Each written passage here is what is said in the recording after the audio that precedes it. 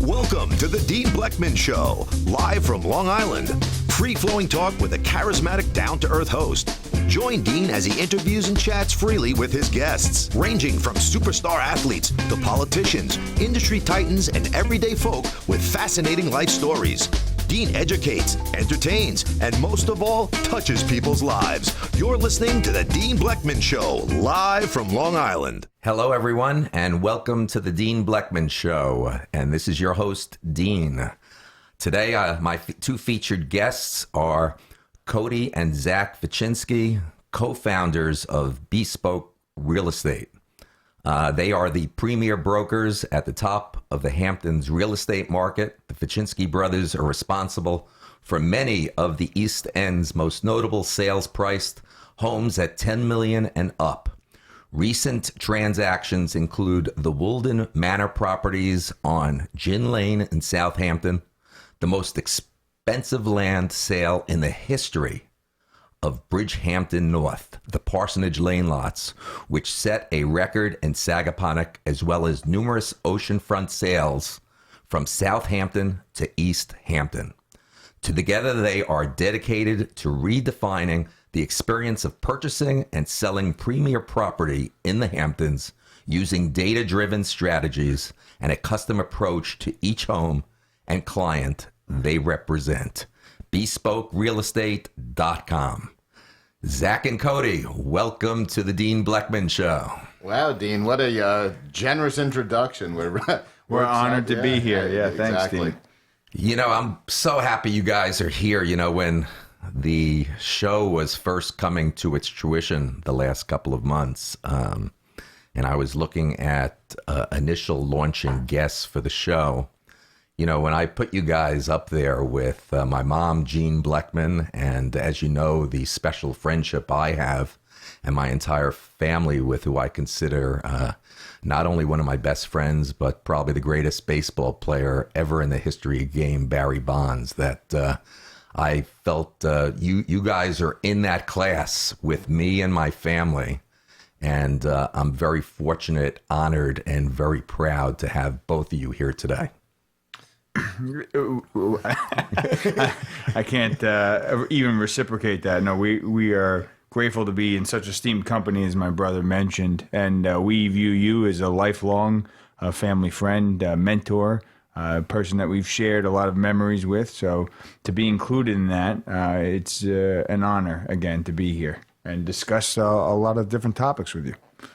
You know, I do have to say that this is your first time to the studio that we set up here. And, you know, I know that both of you grew up with my children over the years. And I know that there's been quite a few hours and miles that you guys put in this house before you came to the studio. I think I've actually slept on this floor. It's evolved over time. You know, when I first walked in the house, I thought the studio was going to be in the infamous basement where a lot of memories and maybe children have been consummated down there. But it's been fantastic to be here. How about Zach? What's the experience been for you walking in here to the studio? I'm blown away by the setup. It's just everything's a little overwhelming. There's monitors everywhere. There's screens. There's keyboards. It's an amazing thing what you're putting together here, and we're very excited to be a part of it, as Cody had mentioned, and kind of just walking in gives a lot of memories from 15, 18 years at this point of being in and out of this house and passing this very room on my way to your kitchen. I think it's exciting. I'm happy and I'm forward-looking on what you have going on here. It's a very cool thing. Well, listen, thank you very much. I think before we get started, I want to introduce to you some dear friends of mine that are a great part of the show. We're going to go over to Europe, to the UK. I'm now going to introduce you to a lovely lady, Ria Bowe. Ria, are you with us today? I am most certainly with you. And hi, Zach. Hi, Cody. How are you? Hi, Ria. We're doing quite well. Thanks for asking. You're welcome, darling. Just a quick one is, who's the eldest? I am Zach by about 3 Zach. years. Okay. Yeah. We got asked that question quite a bit, and he's 2 years, 9 months, 2 days, 6 hours. Spoken like a true brother, I must say. Hey, back Younger to you, brother. Appreciate it, Rhea. I know that, guys, that Rhea will be back with us a little bit later in the show, and even during the show. She's the format of my show is not one that is just, you come on and it's a interview format. It's a complete show experience that I'm fortunate to have Rhea, and she'll be joining us later with what she calls her Let's Question It segment. She's got Rhea's ditties. And then you got to be really ready where, you could really break a sweat. And there's been many shows so far that I'm schwitzing that she's got Rhea on the spot. And then what's unique is that we're very fortunate to have someone right there on the ground in Europe that there's always breaking news and things you'll hear in the news world coming out of Europe that you hear for the first time coming through the show here. Mm-hmm. Bring it on. Okay, so there's another person I want to introduce you to here in the studio is the senior correspondent for the show. That's Anthony Lacauzi, who also mans all the technical and sound support. Anthony, meet Zach and Cody Vichinsky. How's it going, guys? I'm glad you're finally here. I heard a lot of great stories. Pleasure to connect. Thank you, Anthony. Before we get into bespoke real estate, I really reflected for an hour or two before you guys came here to the studio. That's how special it is. And, I know that you've been all over the circuit. You guys have been Hamptons Magazine. You've done CNBC. You've done Bloomberg, Wall Street Journal. You've been all over. You've done. But I truly believe that the experience here today will be very different and very unique than any of those. And I think what's unique about it is how far back I go with you guys in your youth and saw it happen over the years. So I think the bigger and more unique story to the show today, on today's show with Cody and Zach Vichinsky, to my listening audience, is really not the mega $1 million home sales that they are selling, but more of the human personal qualities that I experienced all these years and watched of them and observed that they both exemplify to succeed in work and in their personal life.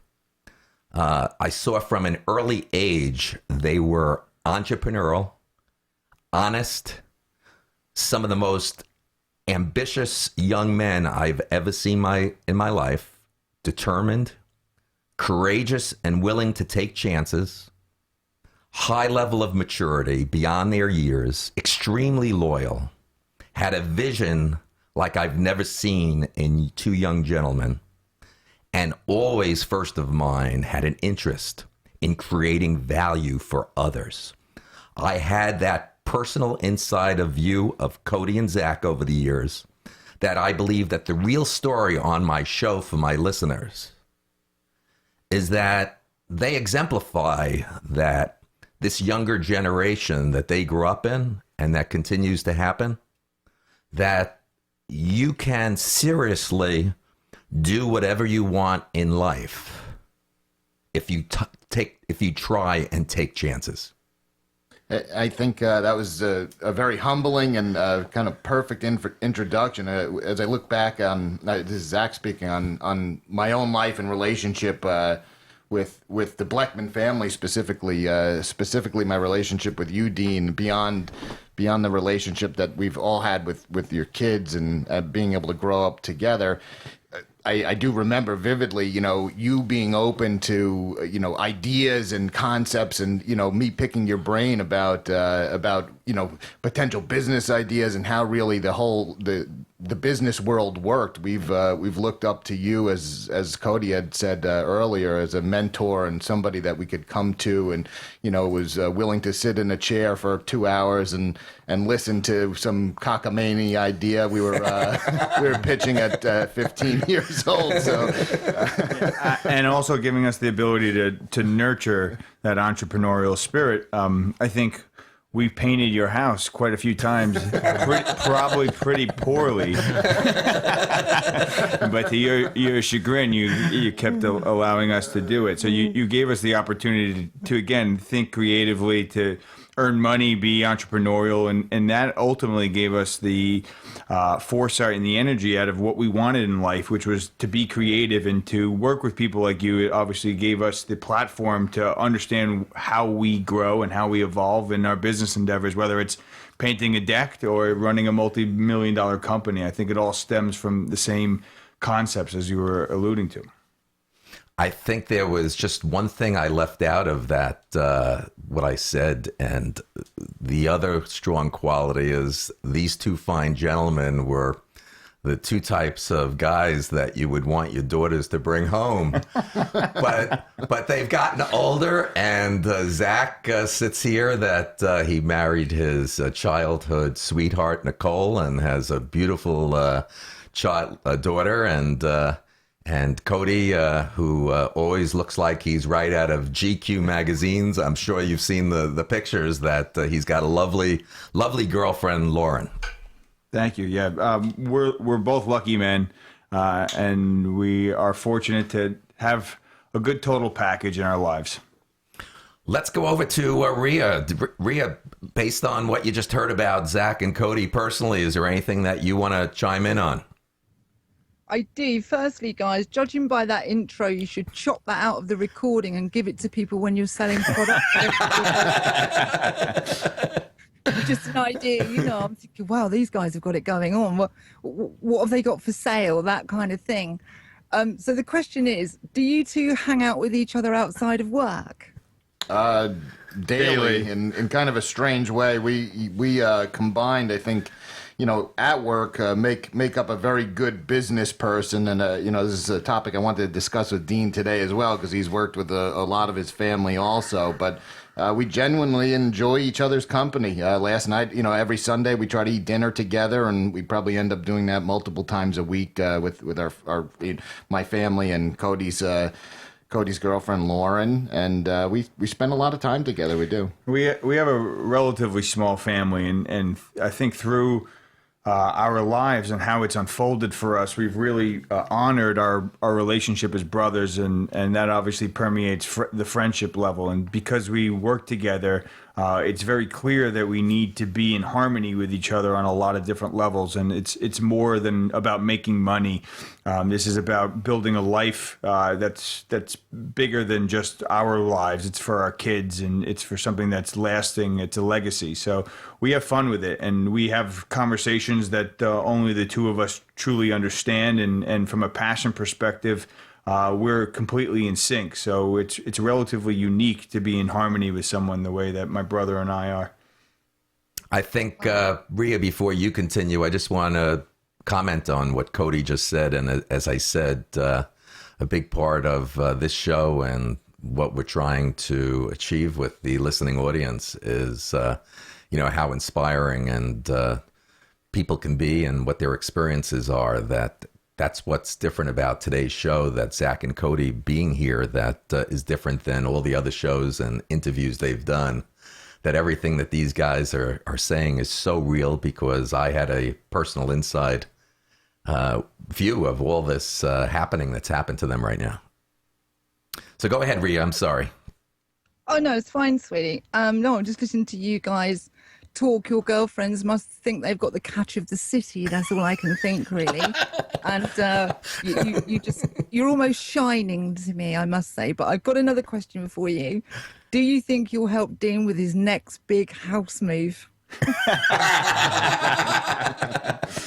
It's in the cards. We got to talk to Sharon first, but. What would you recommend to him for his next move? I see Dean in a very modern oceanfront house where there's a lot of glass, and he could walk around the house nude at any time he'd like. I get that, guys. I get that. Have you got anything on the books you could sort of tempt him with? That's awesome. awesome. I see the vision. Hey, back to you, Dean. Thank you, Rhea. She's got a pretty nice voice there, guys. Huh? What do you think of that? voice. Lovely, but yours too, Dean. I have to say, like your voice. It was made for this. Yeah, it is very. Both of your voices are very soothing. Well, but when Rhea and I met, she said my voice would be a blockbuster there in Europe, and I said that we'd be a category killer because her voice is a beautiful voice that resonates. My audience here in the States just love it. Yeah, very complimenting. Yeah, sensual voices, both of you. Anthony, Very kind. Anthony, before we get into Bespoke a little bit more, anything based on the personal side that we were going that you want to pitch in a little bit? No, I just think, Dean's told me a little bit about you guys coming here over the years, and I think it's incredible, probably definitely being the same generation, the millennial generation with you guys, watching and being an entrepreneur, watching people progress through life and have certain goals and visions, and it's rewarding to see other people from our generation going out and taking what they want out of life, Well, I think to answer, I appreciate the comment, and I agree with you. And to answer it in twofold, I think first and foremost, we've had good mentors and we've had good people around us. Dean being one of them, an entrepreneur himself, has had several business ventures that have been extremely rewarding for his life. So as you're maturing and growing and thinking about what you want to do with your time and who you want to be in this world, and you meet someone like Dean, you meet great entrepreneurs, and you say there's no other way. People who really pursue their passions and it can create a life from it. It gives you the roadmap, so to speak. And then from our particular stance, we felt we had no other choice. I think from where we come from and how we were raised and our circumstances growing up really forced us into the situation that we were in, and not in a bad way, in really a osmosis through how our life events unfolded. And again, we were in them together, so we were really able to just go at it with an intensity that was very natural. It's beautiful. Beautiful. Very nice. We touched on it a little bit earlier, a few minutes ago, and talking about the relationship of working with your brother. As you guys know, you've been around my family, and I didn't work with one brother. I worked with 4 brothers.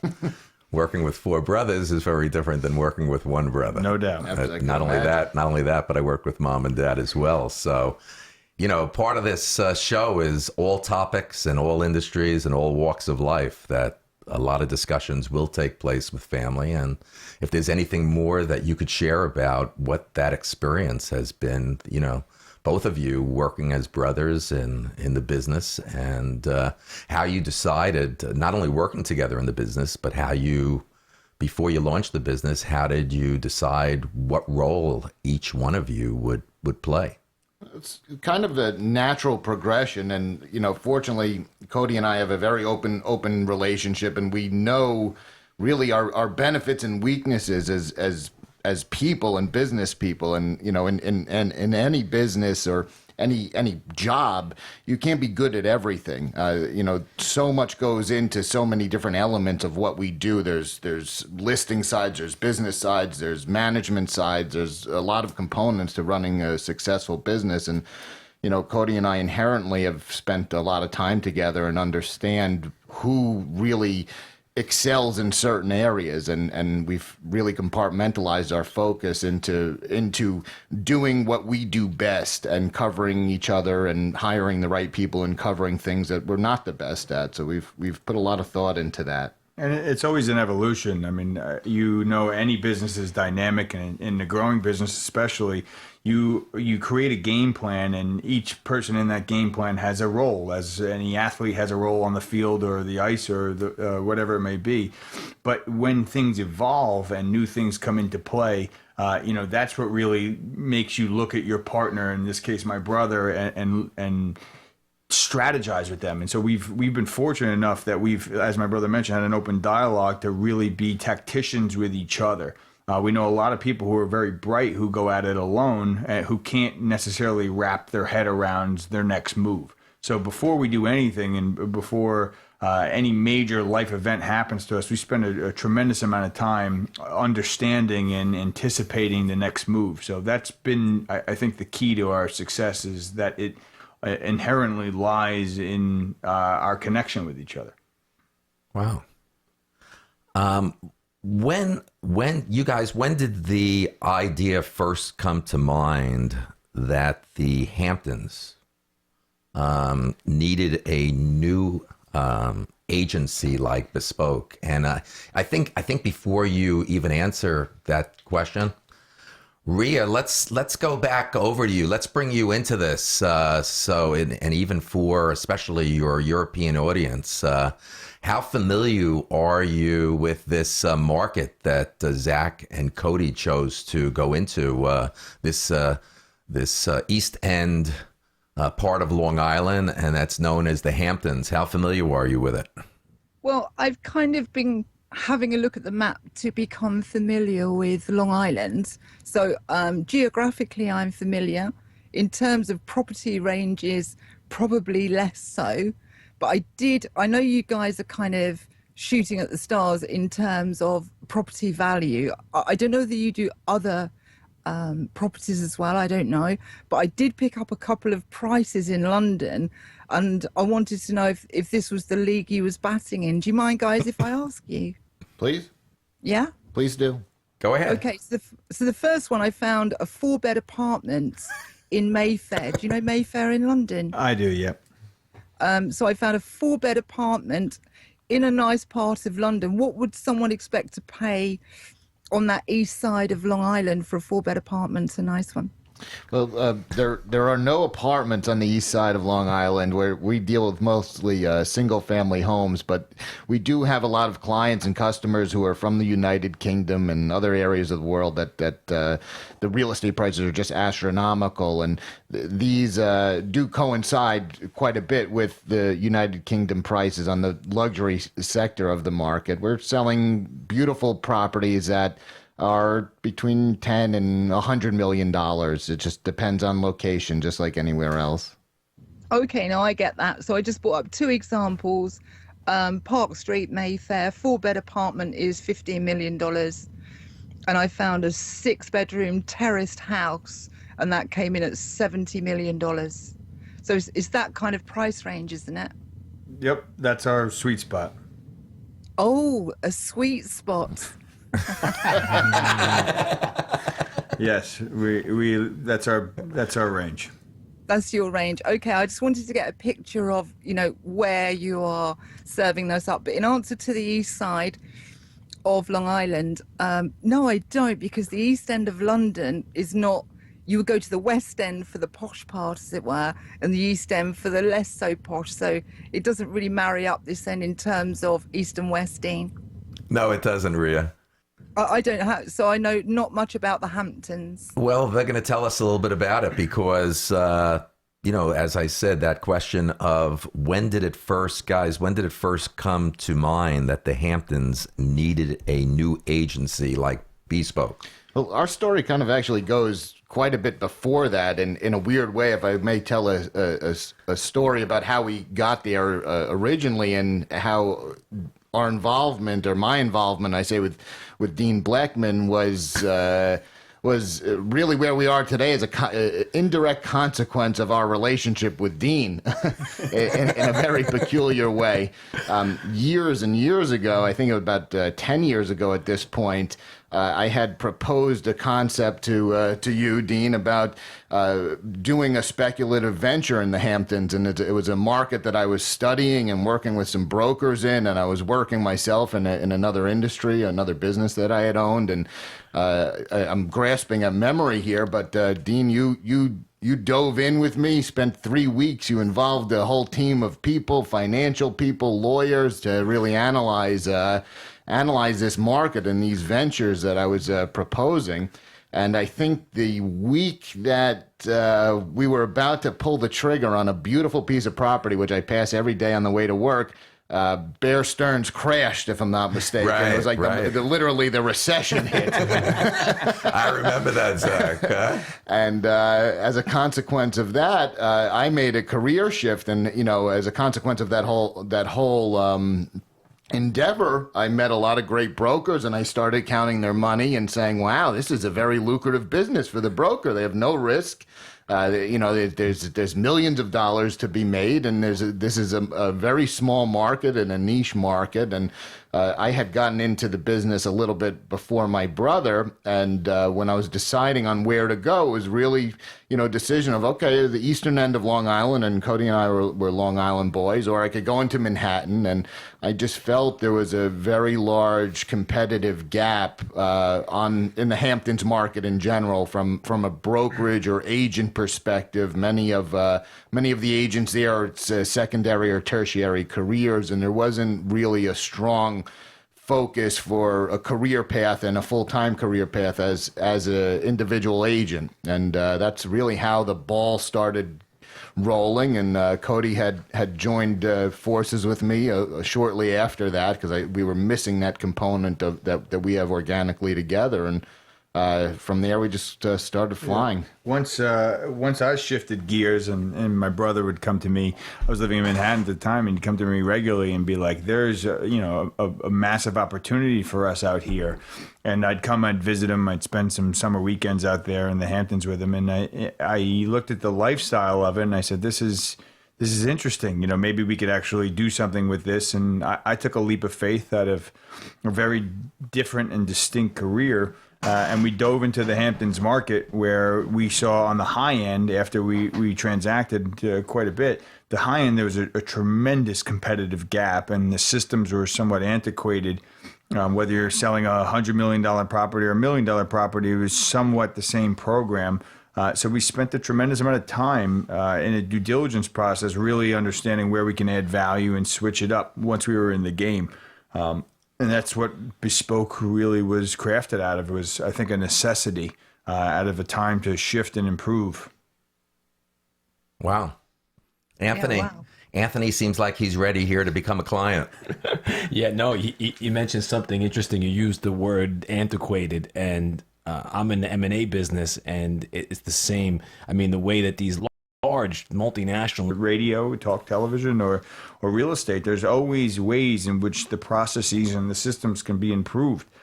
So we've really taken the experience of building a real estate company and analyzing any business platform and applied it to several different businesses that we're involved in. And I think once you understand how things can work and how things can be improved and how to look at something through an entrepreneurial lens or an innovative lens, there's certainly money to be made and market share to be captured. So we're all about that.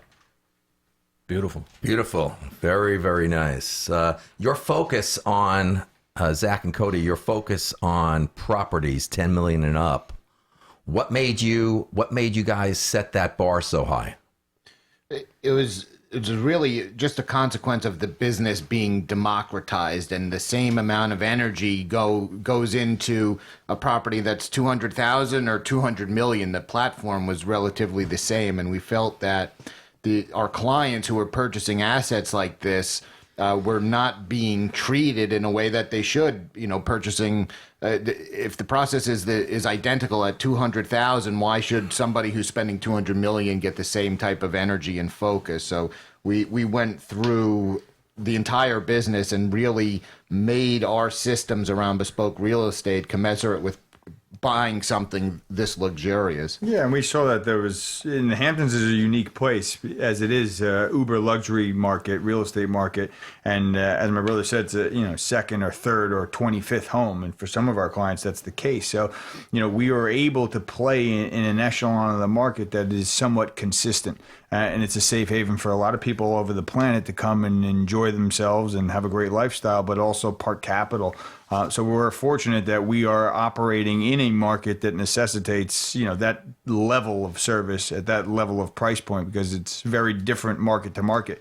What we consider the high end in the Hamptons is vastly different with the high end in Dallas, Texas is, or Santa Barbara, California. So as we have become experts in this price point or buying and selling, assets, whether they're, 10 million or $70 million, we really understand the nuances and the process quite well. And again, that could be applied to not only real estate, but other assets in other industries as well. Wow.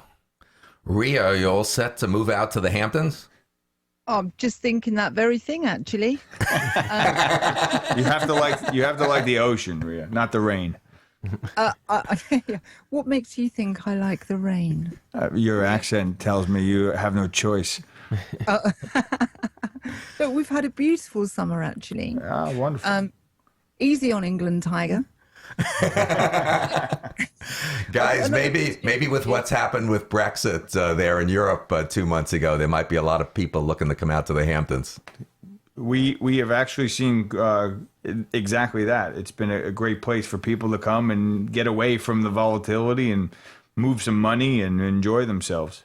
Maybe Rhea should have a conversation with the new prime minister out there, Theresa May. Maybe she might have an interest at one of your properties out there. You never know.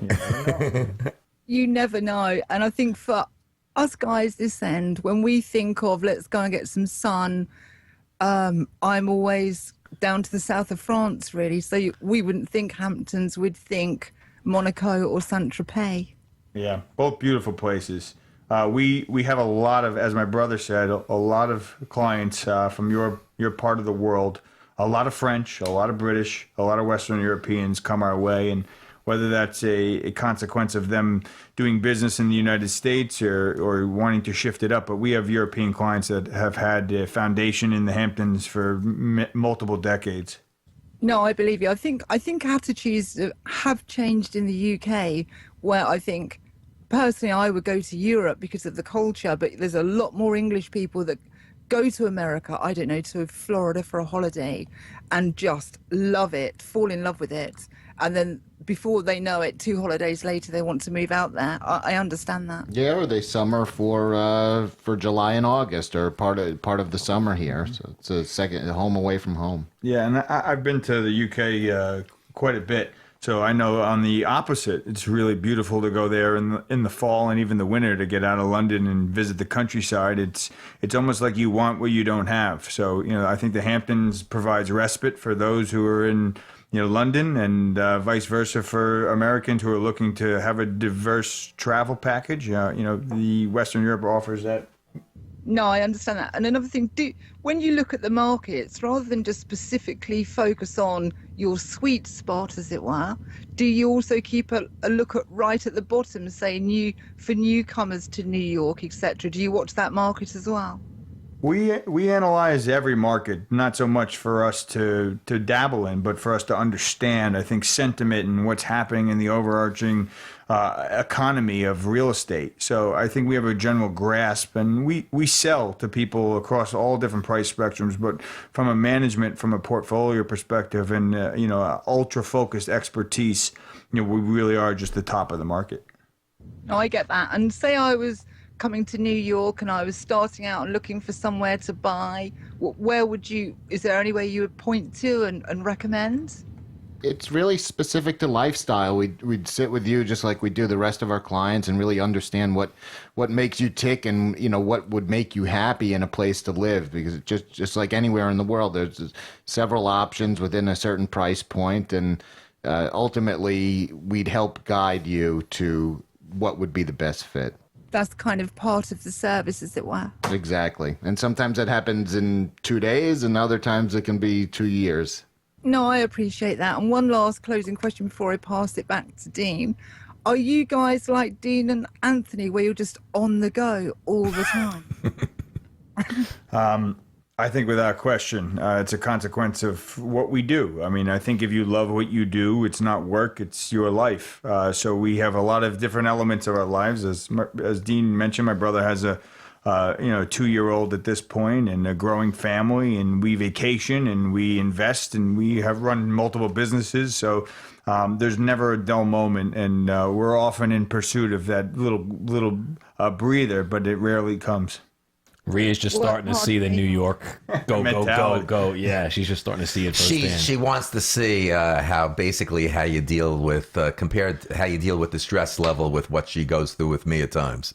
Totally different animal. We New Yorkers are a beast unto themselves. So you could be anywhere in the world. You meet a New Yorker, it's almost like you understand each other to some degree. Wow, that's amazing. Yeah, I really am learning as I go.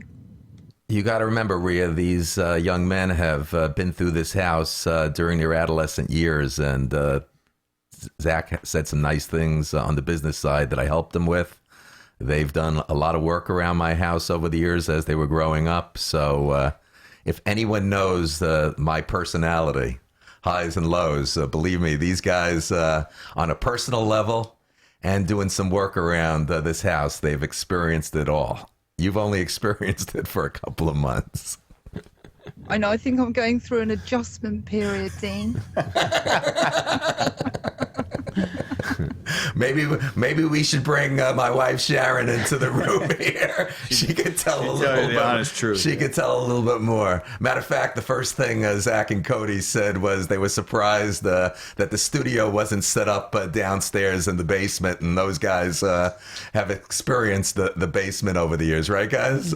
Yeah, I was shocked that it was on the ground level, to be honest. For the listeners, Dean has quite a beautiful home and a lot of different rooms, and the basement is a massive space, so it would be a perfect place for it, and a lot of memories, as Dean mentioned. So I figured it'd be down there, and I'm shocked that it's right in the main core of the home.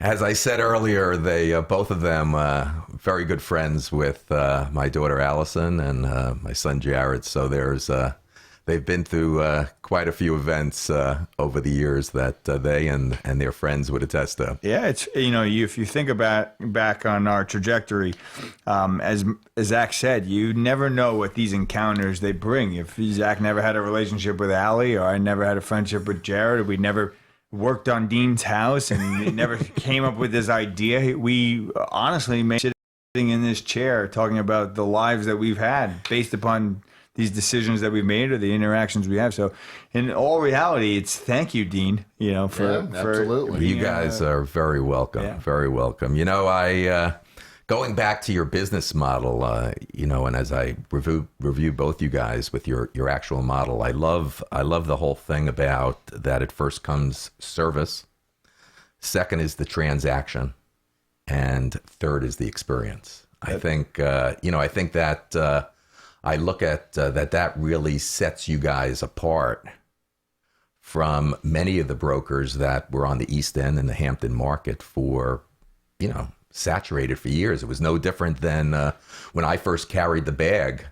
I was the outside guy, the salesman for Twin Lab in '79, and what it was like for me to, pack up my bag with my first product, get into the big city, the Big Apple, and my brother Steve the two of us would drive shotgun, and so it wasn't a situation that we could make 2 or 3 retail calls in a day, but do 20 in New York City.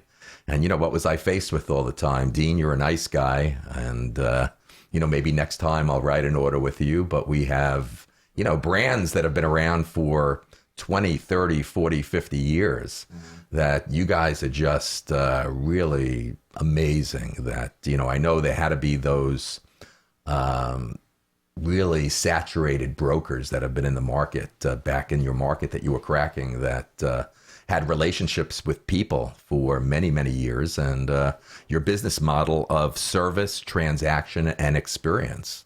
Wow. Yeah.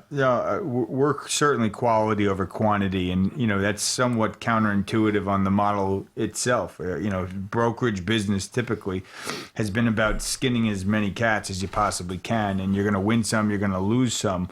We have a myopic focus on doing the best possible job on an individual basis. So we're not interested in just acquiring. We're interested in actually seeing something through and creating lasting relationships and like you said, impressions on people when they go into other industries, whether they're buying a boat or whether they're in a clothing store or whatever it is.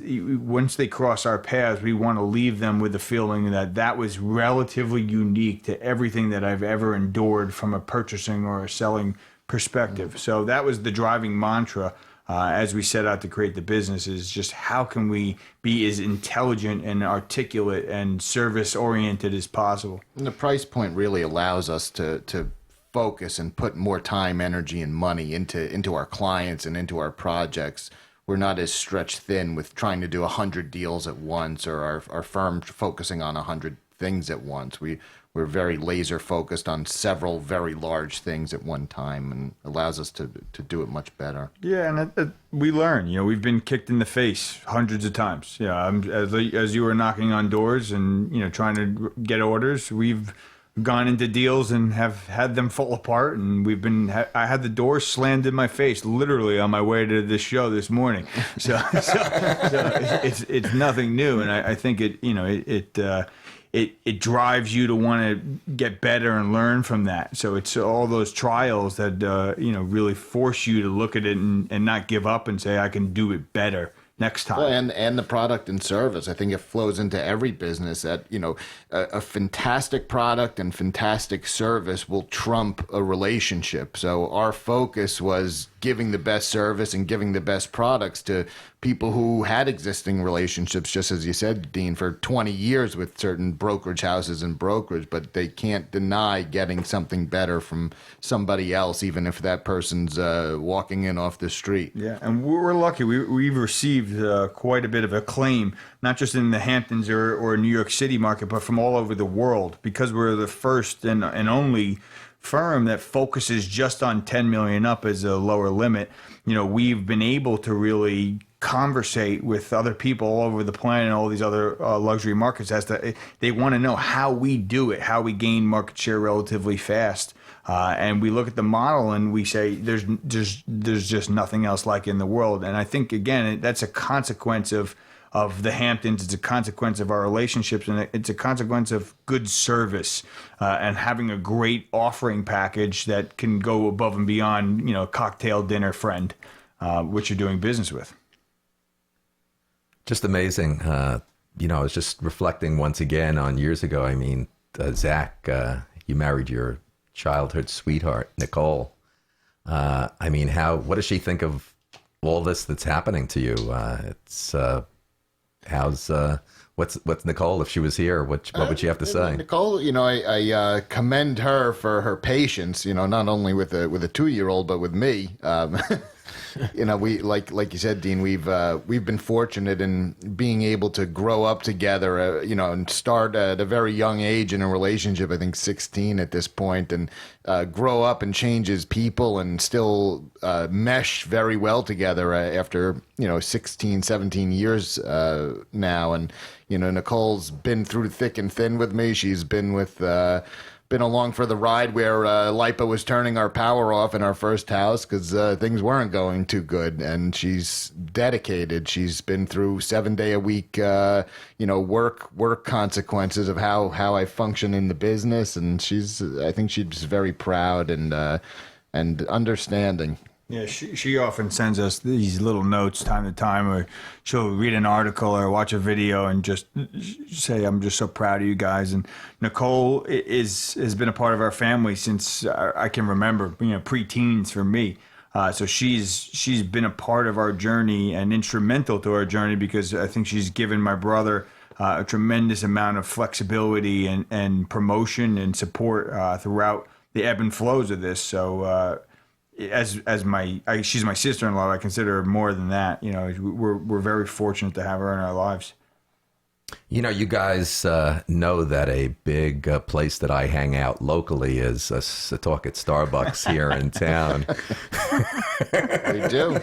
Hot spot. Many meetings there. Many meetings. As a matter of fact, I used to have a lot of meetings with your wonderful dad, Steve, and I hope you send him my regards. But when you guys were young, how many times we'd meet for coffee and just speak about you guys. That we had some great conversations, a lot of laughs, and please send him my regards. What a great guy. He must be very, very proud of you guys. we will absolutely send him your regards. And He's still a big Starbucks fan. I think he's hit every Starbucks from here to Montauk. at 7:30 every day. No, he's a fantastic guy. I think he's proud of us, and he's been again instrumental in this whole process, and he sacrificed a lot of his own life and what he has wanted for himself, for the benefit of my brother and myself. And I know you two hit it off. And that friendship at the time was relatively cool and unique. Me and Jared would talk about it all the time, just how awesome that was. That was pretty special. Pretty special. Yeah. Guys, I just want to let you know that I expect this house to appreciate when the market happens. I don't know. I painted the deck, and it's got to go up a few $1 million. I didn't. I wasn't go. Allison came home last night, and even Sharon put me on my toes today. She said, Dad, unless. And Sharon said, unless those guys bring up the old days of working for Dean Bleckman on the house and the deck and everything, don't bring it up unless. And I know Rhea's biting by the bits over there to really get into it, but I'm not going to give her a chance what those experiences were like. But I do want to mention about houses appreciating in Setauket because of the Dean Bleckman show, that anytime Sharon and I would travel around the world, no one ever heard of Setauket. They heard of Stony Brook, they heard of Port Jefferson, but they never heard of Setauket. Well, that's the beauty of Setauket. Yeah, exactly. So we're definitely, with the Dean Bleckman show, we're definitely putting Setauket on the map. Yeah, rightfully Definitely. so. What's next for Bespoke Real Estate? So we're evolving. We see new markets coming our way, and we're constantly gaining market share in the Hamptons. And again, our mantra is we want to be the best we possibly can be with what we have, and not bite off more than we can chew. Excuse me. We do have a company that we own and operate that has several great clients. It's our marketing firm, Bespoke Marketing, which we take on very high-end luxury clients, luxury developments. So we are building a cohesive nexus for a lot of luxury players, whether they be on the real estate side or the luxury goods side, in order to provide them with channels and access to ultra-high net worth individuals around the world. So we've been lucky enough and fortunate enough to build systems around selling, very expensive properties to very wealthy people. So from an operation perspective, these two companies on the bespoke side, and we also have an investment group that we run as well. They keep us quite busy, and so we're constantly looking to nurture that and gain more clients and provide better services. And we're on the edge of our seat every day as to how we can offer more and do more to our clients through those channels. Very cool. Anthony, anything you want to say? I mean, I've seen the web presence, the social media, everything you guys do on a marketing aspect, the quality of the content, the digital assets that you guys have. Everything is just done extremely well. Yeah, thank you. Top of the line. We have a good team. It boils down to good people in place, and a lot of our key partners within Bespoke are lifelong friends and people that again we've grown up with. And we've watched their skill sets evolve. And so when we took the endeavor of really launching Bespoke, we knew exactly who to go to and what we wanted to look and feel like. And the creative process, we were fortunate enough to have good people in our corner and find great people as we've progressed. So it's, the onus isn't really on Zach and I. I think we contribute, a portion to it, but it's all about surrounding yourself with very talented, people who share your vision and are inspired by, I think, the goal. Rhea, I think on that note, we're ready to have some fun and to bring it over to the UK to Rhea. Hey guys, no problem at all. I've just got to pick up on that. Some of your vernacular, cohesive nexus. I love that. That's slick, guys. I like that. Yep, I really like that. So we go over to the ditties. I've got some New York ditties for you. In fact, there's one in the middle that I will ask you guys afterwards whether it's true or not. But some New York ditties. Did you know that the Jewish population in New York is the largest in the world outside of Israel? We did. We did. And up until World War II, everyone in the entire city of New York who was moving apartment had to move on the 1st of May. That I didn't know. Right, is that true? I don't know. That's fascinating. That's a tragedy. Yeah, right. And did you know there are fake houses in New York City that are used for subway maintenance and ventilation? No I didn't idea on know. that Are you one. making that up? No, I'm not. No, they show you pictures. They kind of look like terrace houses, but they're not. They're actually sort of a door into the underworld, as it were. Right, that's clever. Fascinating, isn't Yeah, it? quite You'll see clever. them online. If you type it in a search engine, you'll see it. And finally, did you know that the lease runs out on Madison Square Garden in 7 years? What do you think is going to go there? That is a good question. They gave them a 10-year extension, I think. But ultimately, I think after they've spent a lot of money on Madison Square Garden, I think the people in charge are still going, nope, it's up in 7 years. Wow. I can't see the Knicks going anywhere else. Right, I don't know what's inside it. I just The New York Knicks, who Cody just mentioned, is the New York basketball team, Rhea. Do you know what basketball is? I do. That's the ball and the hoop thing. That's right. That's good. That's good. Okay. That's not the ball and the stick thing, is it? I know. Okay. Yeah, it's not a strong point, is it? Anyway, moving on. So I have an accent, a US accent for you to guess, to see, an American accent for you to guess, to see if you can guess which region this accent is from. Are you ready? Ready. Here it comes. The first word is ant. Then there's roof, root, wash, oil, theater, iron, salmon. Where do you think he's from? That's a very tough one to pinpoint. I'm assuming somewhere on the East Coast. Northeast. Yeah, Northeast. Yeah, try it out amongst yourself. Where do you think he's from? I can play it another time if you'd like me to. No. How about Maine? That's definitely not Maine. You guys haven't come across that accent in New in York. people? That's where it's That's from. got to be, I would say Midwest. That's got to be Anthony says Midwest. maybe like got a Cincinnati or I'm going to stay out of this one. I'm going to leave it to Zach, Cody, and Anthony. I'm going to say, I think it's Northeast myself. Like north of New York, Vermont, somewhere in there. Maybe. Really? I don't know. Okay. Any more stabs, or shall I say? Go for it. Okay, it is Central New Jersey. Wow. Central New Jersey. I didn't see You that guys were one closer coming. than me. That's for Central sure. New Jersey. Central. I was reading a I'll tell you one thing. My wife sure doesn't have an accent like that, and she's from Central North Jersey. She's been a New Yorker a long time. And when I was reading about it, apparently there used to be a clear line, a north-south divide of New Jersey, which is apparently moving south. So there's a little bit of interest for you. Right, you ready for an English accent? Please do. I've tried to make it as easy as I can. And because Zach and Cody are in and they're sort of international people, they'll probably know this. Are you ready? Ready. It's not easy to take a seat at this card table. The amount of money involved has to be 100 grand upwards, and there's no shortage of punters. What do you think? He's from Chelsea. I love that. I love that. I tell you what, you're not a million miles away. But Birmingham. It's definitely not Chelsea. Anthony said Birmingham, Rhea. Nope. So we've got a Chelsea and a Birmingham. Any others? I Would you like it one more time? I'm trying to think of what movie that's from. That is definitely from a famous movie. Famous movie. And he's, what do they call those folks? The Tinkers or whatever they are. Pikers. Oh, you're warm. Something You like are- that. Oh, Are the you blinders, the blind, Tell me, yeah.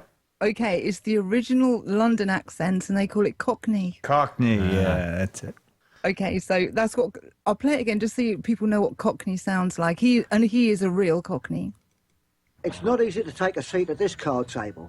The amount of money involved has to be 100 grand upwards, and there's no shortage of punters.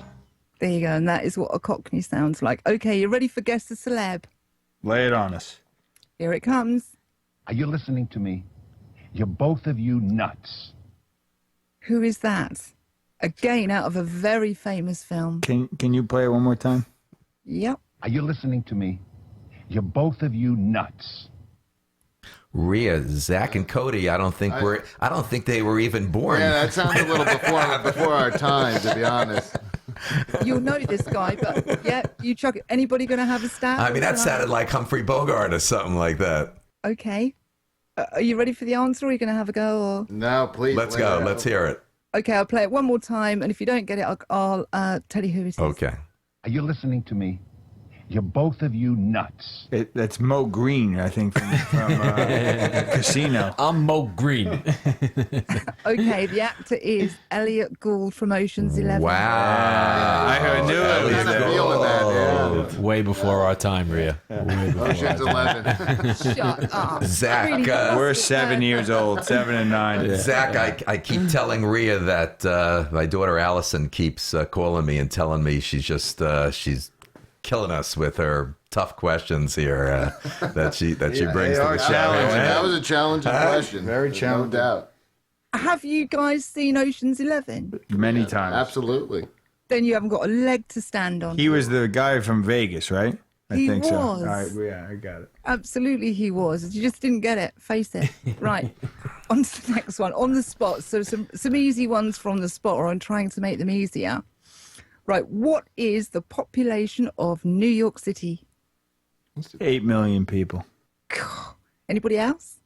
I think they're about right with that because I thought it was 6, actually. I think Long Island is 6. And I'd say 6.8 million. Oh, you're getting that deep. 7.85. And it is 8.4 million. Wow, Cody. Growing every day. Cody with his facts. Wow. Cody They are good, aren't they? Cody just won dinner as a guest of the Dean Blackman show. I'll take a muffin on my way out. Hey, those muffins, They were Sharon. delicious. Huh? Yeah, I had 2, unfortunately for me. Hey, let me tell you something. When you guys went into CNBC or NBC, were you treated with muffins like that? They gave us stale pretzels. It was probably it was probably Chaza from the Gewelter Vine.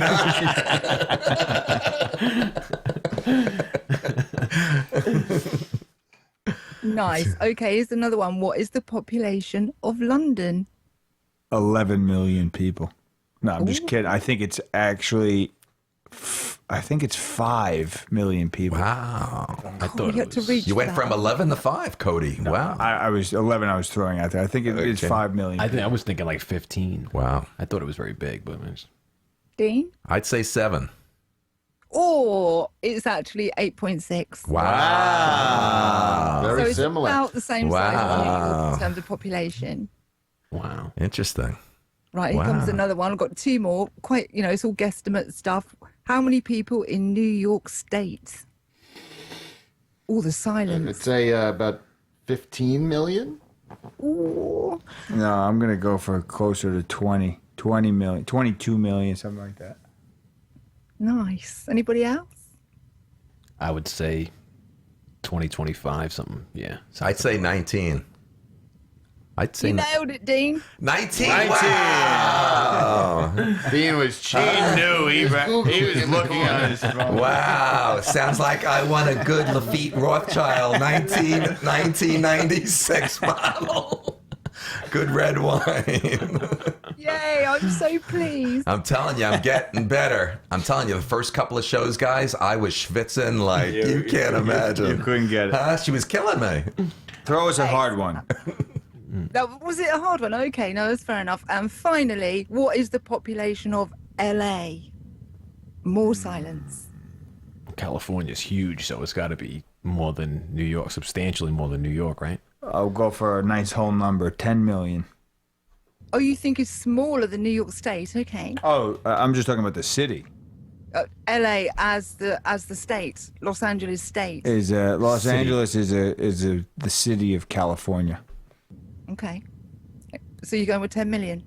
10 million. Okay, we've got a 10. $9 million.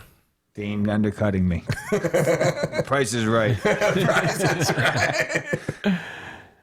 Any other numbers? It's got to be 30 million. 30. It's Ooh. I may go with 6. I'll cover the low ground. Okay, international people, it is 38.4 million. Wow. Yeah, you don't go over that way much then. Right, next one. Let's question it, and here it is. You can dissect this as much as you want. Is online dating good, bad, in between? What are your views, Zach? I'm probably the least qualified to have a view on that, to be honest. But from meeting people, it seems that it's changed the way that introductions and ease of introductions have been made. I'd say good. Nice. Anybody else? I'm going to have to agree with him. I think it's been an outstanding success. But I guess it's all relative to as what success means to you. You know, if you're looking for a long-term relationship or if you're looking for a one-night stand, I think it covers the ground. Yeah, Rhea, I think you picked the wrong brother, Zach, at first to answer that question. I think he met Nicole. I think he met Nicole naturally when she was 10 years old back then. The back of the school bus. I think the one that's more qualified to answer online dating is Cody. Believe it or not, I am actually inundated with requests, so I've never had to date online. Whoa, go on. Yeah, it's like a phenomenon, isn't it? It is like a phenomenon, and some people think there's a stigma attached to it. You know, you're kind of desperate if you go online and that kind of thing. What do you think, Anthony? I think from a business perspective, it's incredible. I think from a health perspective, it's terrible. Okay. Wow. Dean? I think it's a good thing that's happened, online dating. I think it's good. I think maybe the challenging part, I don't know if Cody would agree with me, but online dating initially versus it happening naturally is that I think it's hard to have a physical attraction to someone with online dating. It's a leap of faith. I do have to say, I won't mention names, but I'm glad to see that my daughter, Allison, at least, it wasn't online dating, that her relationship that she has over the last couple of months, it happened naturally on its own. Yeah, I think you're right. There is a bit of a stigma to it, but I know plenty of people who met online who are happy as can be, and also people who met online who lasted, a short moment's notice. So it just depends on the person you're connecting with. Is online dating a big deal out in that Hamptons market? I'd say it's actually the opposite. I know that my contemporaries, they were using things like Tinder, and there's I think the same 9 people in the off season.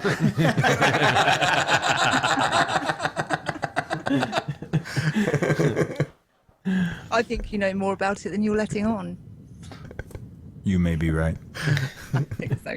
Hey, guys, no, that's it. Hey, good fun. I'll pass it back to you, Dean. I have the news later. Rhea, thank you very much. Zach and Cody, we really didn't spend much time, but I know that Sharon and I were recently out to a Hamptons party that you invited us.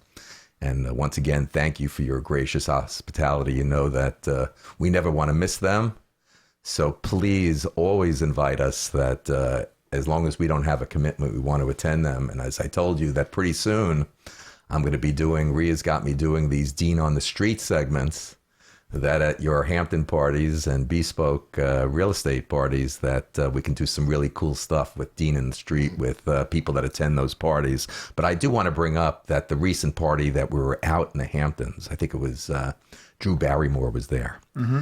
And just a great, had a chance to see my old friend from the old days, First Class Catering, Larry Scott, great guy. The best. We experienced Larry earlier on my mom's show, and I think prior to some pilots that we did, when the kids were bar mitzvahed and bat mitzvahed, that the next day, right here on that deck that you guys painted many times over, Larry Scott had some unbelievable first class. We had some great brunches for both kids' bar mitzvahs and bat mitzvahs. Yeah, so small world. It's unbelievable what's happening to me, how I'm reconnecting with through the show with so many people from the past that will be coming on as guests. But at your function there in the Hamptons, we met some great people that work for you.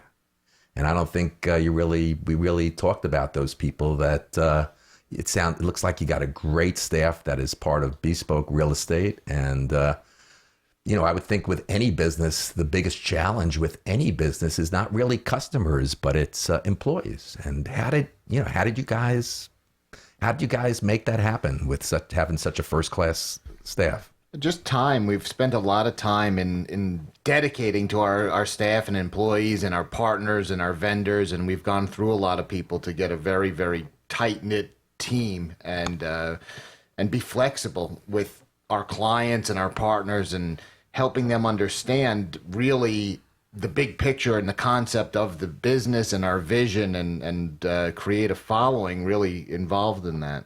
We're big culture folks, so when you come into our office, you immediately get hit with the sense of, I think, distinction, not only from people, but from an environment, from an energy perspective. So we're careful as to who we have representing Bespoke on so many different levels.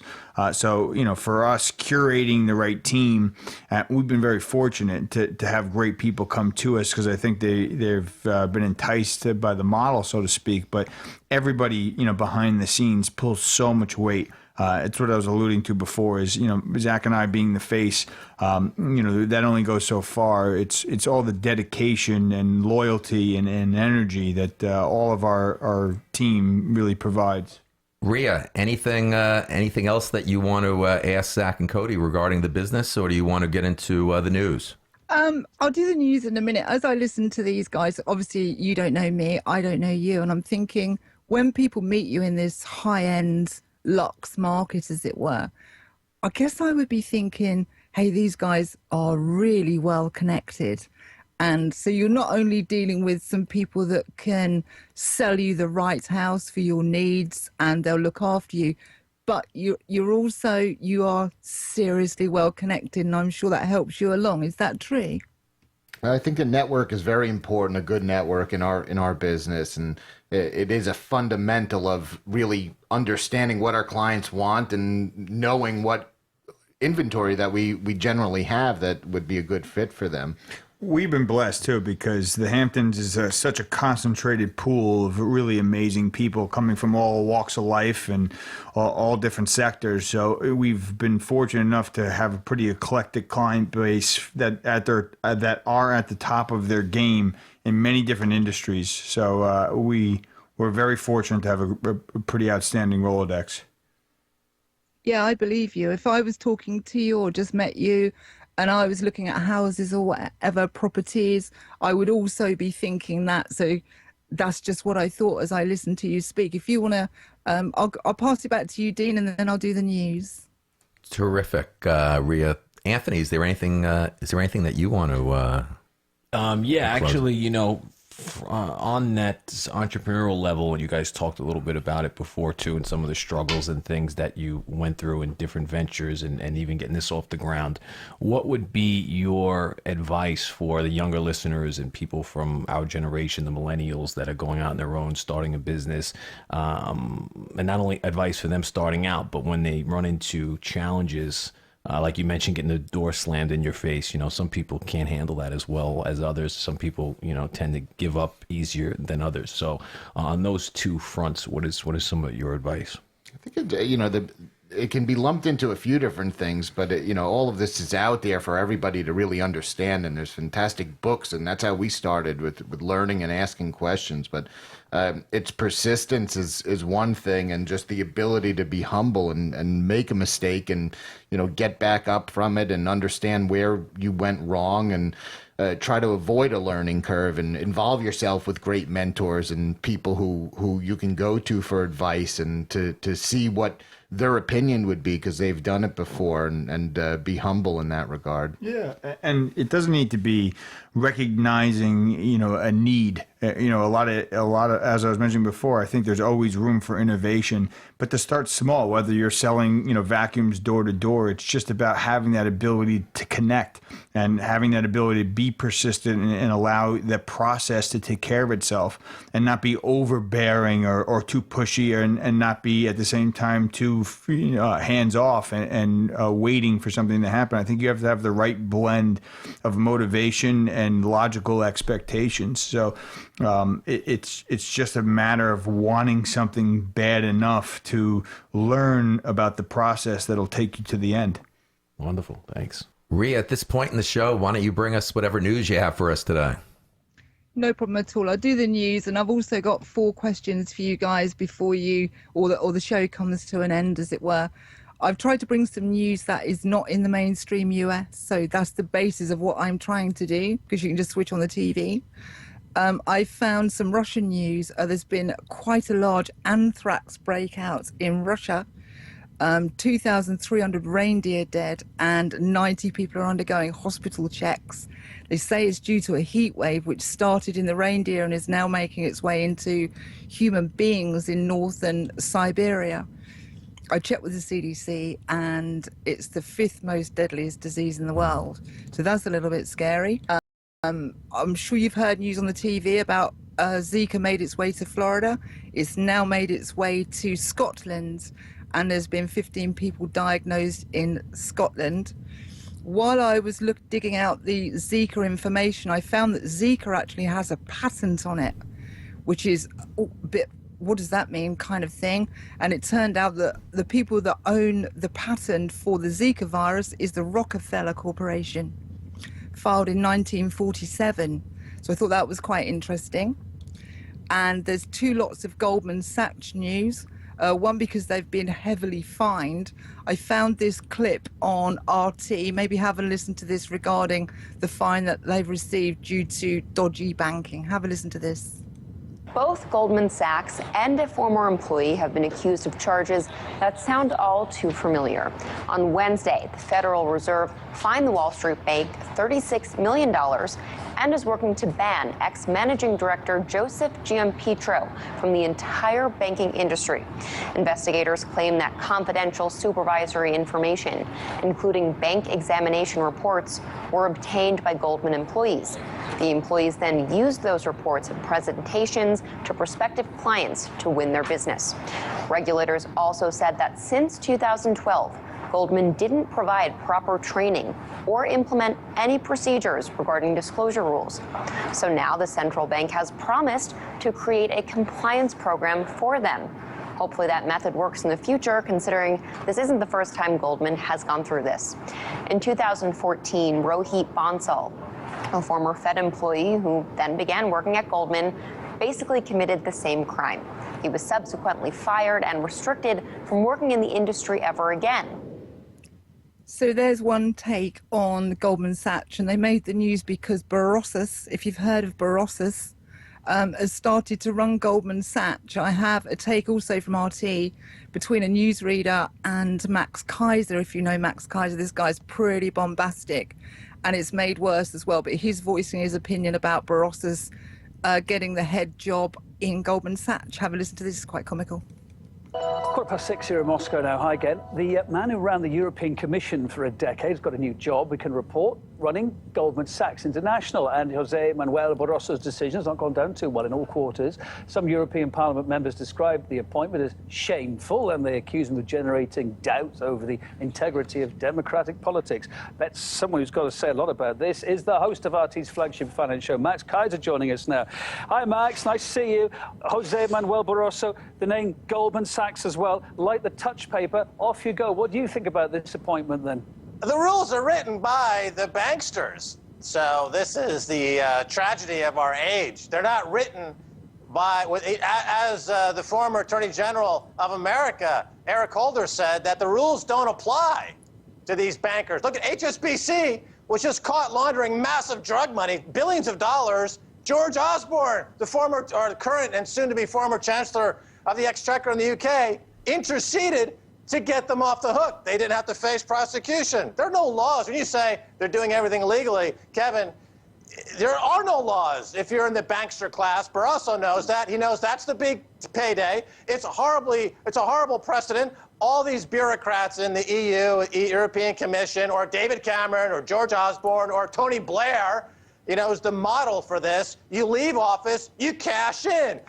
So that's a bit of news there coming up. And also some other news that I didn't know whether you'd heard on US TV is being billed as the Putin's warning to the world, that he wanted to broadcast to the world. He was sitting in front of a massive European bigwigs, as it were, in Moscow, and he was basically saying, I know that you're going to twist my words and you won't let the media print this, but at the end of the day, this was the translation that I found that he was telling the international community. We know year by year what's going to happen, and they know we know. It's only you that they tell these fables and you buy it and spread it to the citizens of your countries. Your people do not feel a sense of the impending danger. This is what worries me.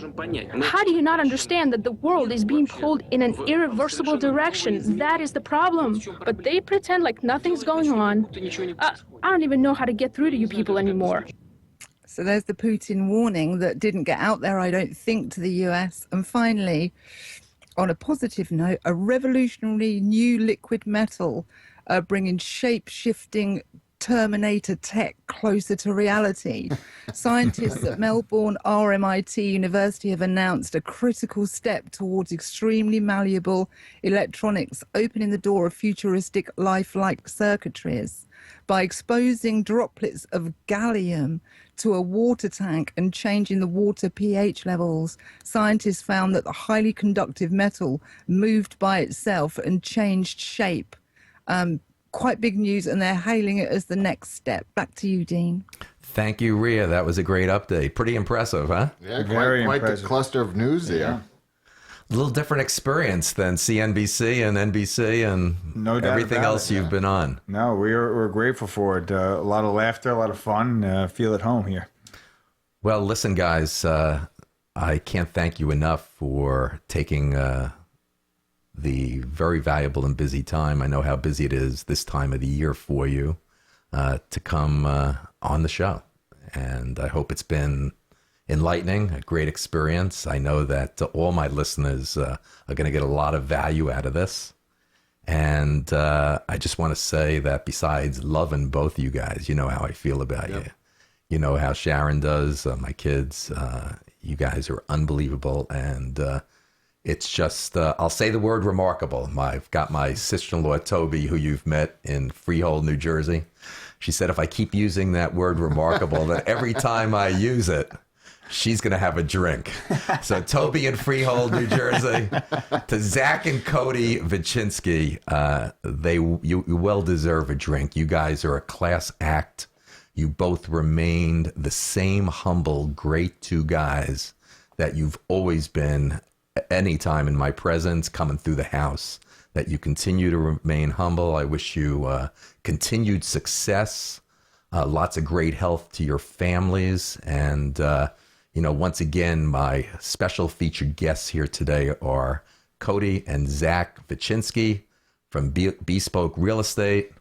And once again, if you haven't checked out their website, it's bespokerealestate.com. And they are what I call in business, in the short time, they have become category killers. They are industry legends. Love it.